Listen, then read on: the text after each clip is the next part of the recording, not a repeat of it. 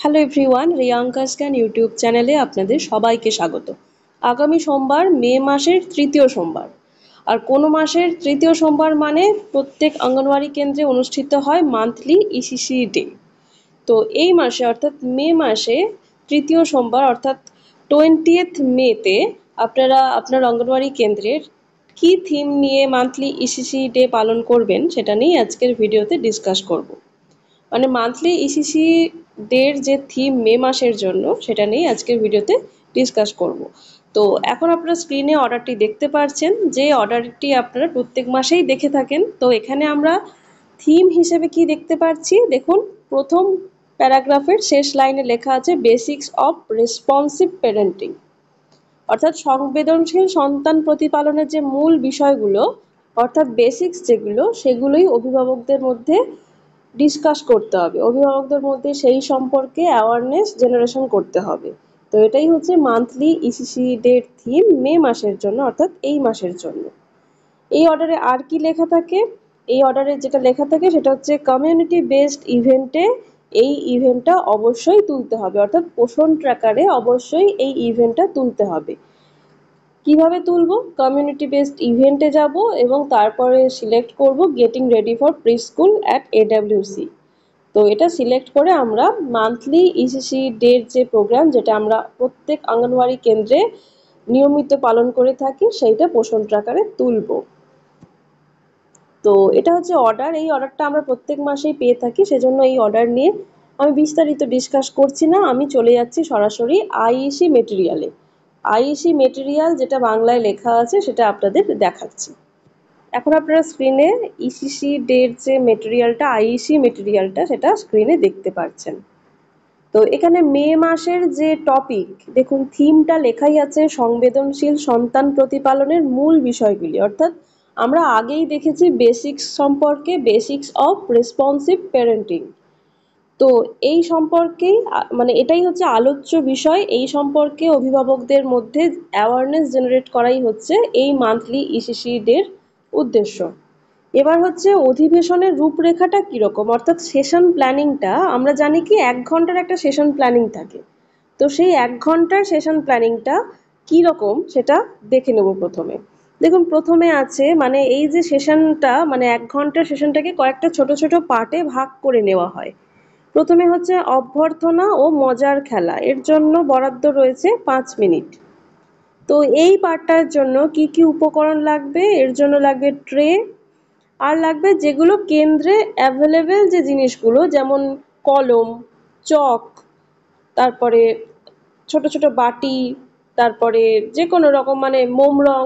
এখানে দেখুন এক্সাম্পল হিসেবে এগুলো লেখা আছে, পেন্সিল আমরা ব্যবহার করতে পারি, রাবার মানে ইরেজার, কলম ব্যবহার করা যেতে পারে, ছোট ছোট জিনিস বা যেগুলো এডাব্লিউসিতে অ্যাভেলেবেল সেই ধরনের জিনিসগুলো ব্যবহার করা যেতে পারে প্রয়োজনীয় উপকরণ হিসেবে। তো এটার জন্য বরাদ্দ রয়েছে 5 মিনিট। এরপর রয়েছে কি পুনরালোচনা, পুনরালোচনার পাঠটার জন্য বরাদ্দ রয়েছে 5 মিনিট। আমরা জানি পুনরালোচনার ক্ষেত্রে কোনো রকম উপকরণের প্রয়োজন পড়ে না। চলে যাব পরের পাঠটা, দেখে নেব প্রদর্শন ও চর্চা সংবেদনশীল সন্তান প্রতিপালনের মূল বিষয়গুলি। এটাই হচ্ছে মেন পার্ট, অর্থাৎ এই যে ইসিসি ডের যে থিম বেসড আলোচনা এটাই হচ্ছে মেন পার্ট। এই মেন পার্টটার জন্য বরাদ্দ রয়েছে 25 মিনিট। প্রয়োজনীয় উপকরণ কিছু নেই, কারণ বোঝাতে হবে মানে এই এই মাসের যে থিমটা, এই থিম বেসড যে আলোচনা বা অ্যাক্টিভিটিস যাই বলেন না কেন, এটা মেনলি কনভারসেশন বা কিছু এক্সাম্পল দিয়ে অভিভাবকদের মধ্যে অ্যাওয়ারনেস জেনারেশন, অভিভাবকদেরকে বোঝানো, মানে এটা সেরকমভাবে প্রয়োজনীয় উপকরণ খুব বেশি লাগবে না, যেটা শুধুমাত্র প্রথম পার্টটাতেই আমরা দেখেছি অভ্যর্থনা ও মজার খেলার ক্ষেত্রে। এরপর রয়েছে অভ্যাস, অভ্যাসের জন্য বরাদ্দ রয়েছে 15 মিনিট এবং অভ্যাসের জন্য প্রয়োজনীয় উপকরণ লেখা আছে যে খেলাগুলি করার জন্য প্রয়োজনীয় জিনিস। আর এরপর রয়েছে অধিবেশনের সমাপ্তি, তার জন্য বরাদ্দ রয়েছে 10 মিনিট, এর জন্য প্রয়োজনীয় উপকরণ কিছু নেই। এবার চলে আসছি প্রথম অ্যাক্টিভিটিতে।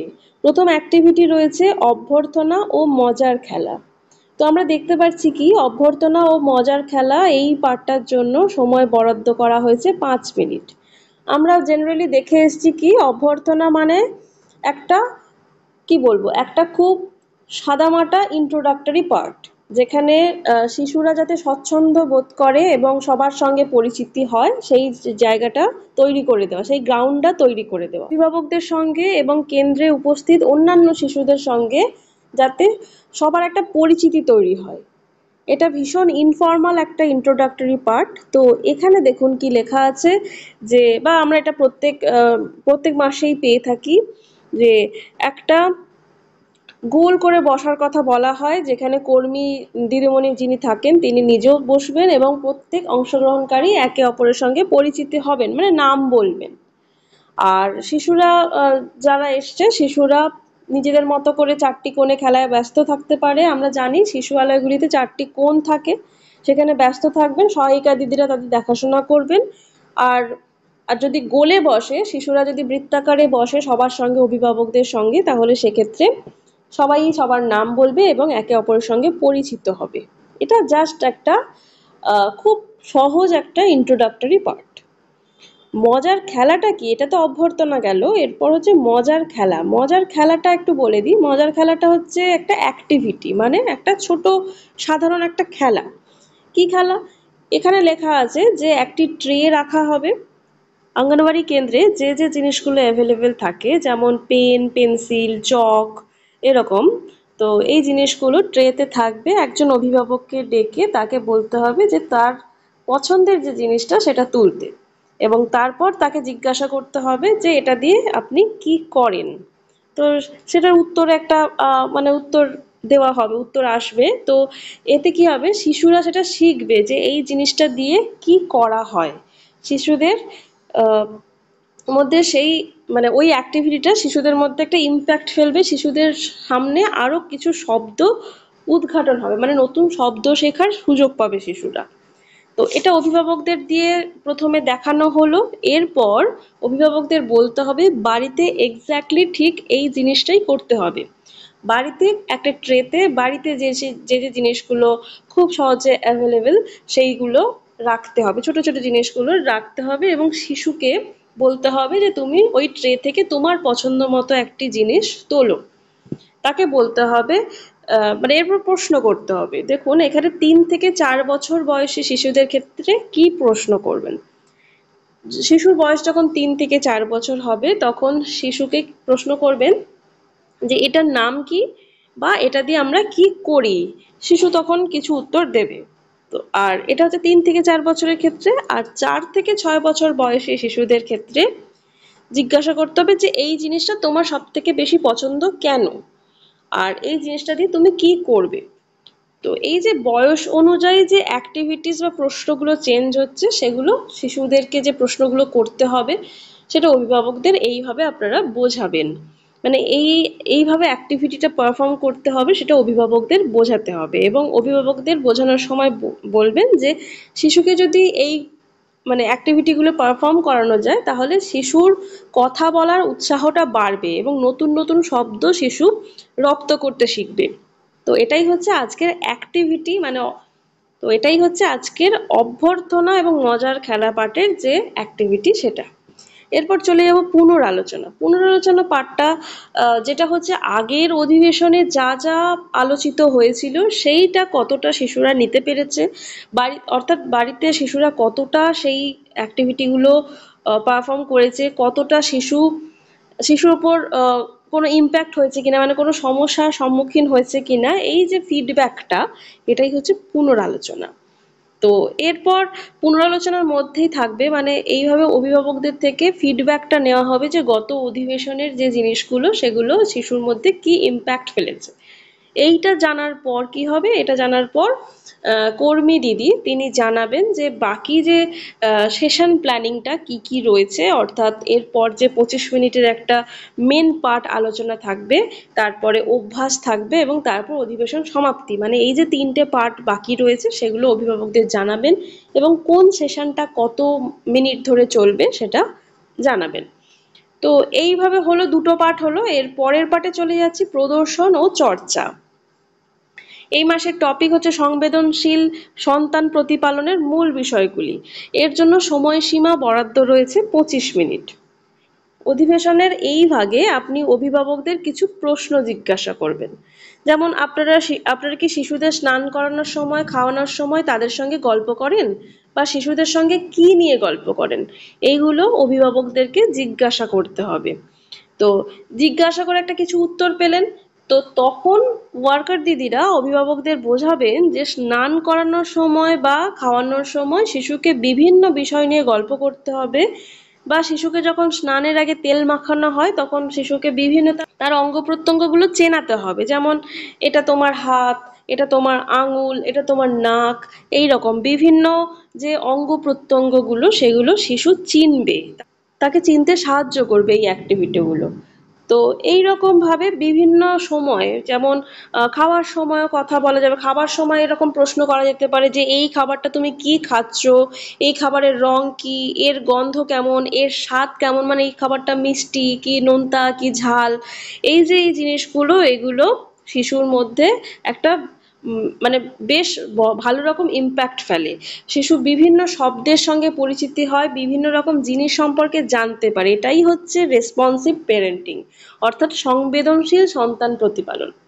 এছাড়াও আরো কিছু কিছু কমন যে ফেনোমেনাগুলো আমরা দেখি সচরাচর ডেলি লাইফে, সেগুলো আমরা বলতে পারি, যেমন সাবান জলে ফেনা তৈরি হচ্ছে।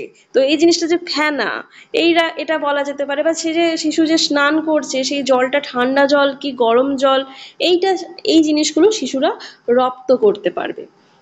তো দেখুন এরপর লেখা আছে খেলা শুধু খেলা নয়, খেলা দিয়ে শেখা যায়। অবশ্যই খেলা শুধু খেলা না, খেলা দিয়ে অনেক কিছু শিশু শেখে। কিরকম অ্যাক্টিভিটি এখানে লেখা রয়েছে, এরপর যে অ্যাক্টিভিটিটা রয়েছে সেটা হচ্ছে আমি কে বলো।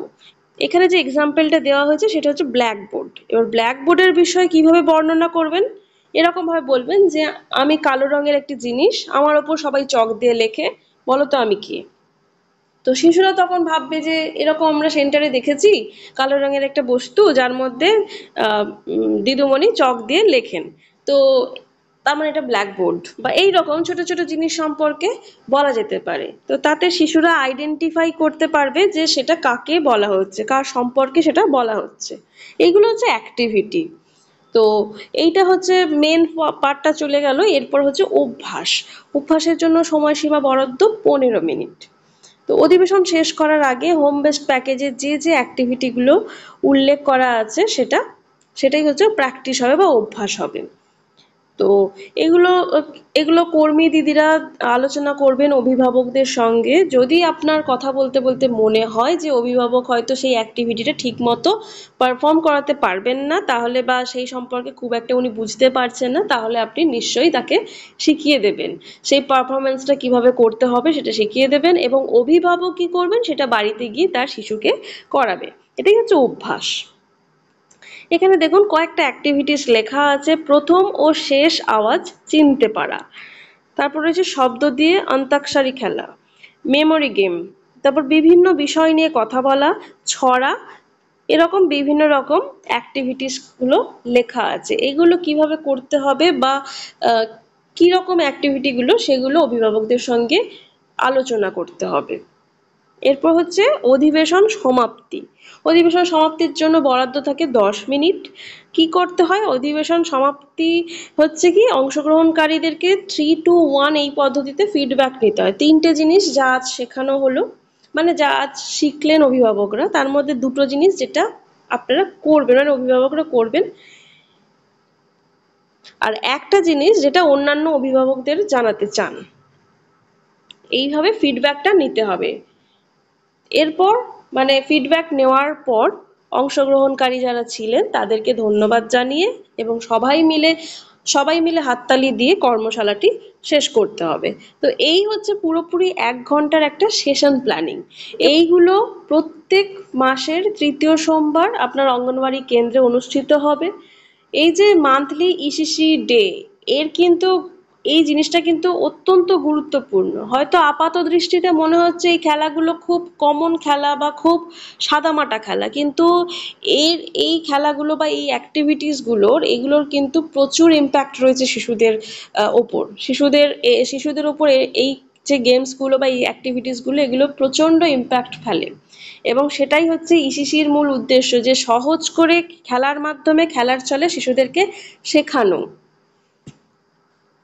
আর এই যে আপনারা থিম বেসড আলোচনা করবেন, শিশু 3 থেকে 6 বছরের যারা প্রি স্কুলের শিশু, তো শিশুরা এবং তাদের অভিভাবকরা থাকবেন, তাদের মধ্যেই আলোচনা করবেন এবং এটা খুব মাইন্ডফুলি আপনারা পোষণ ট্র্যাকার অ্যাপে তুলবেন।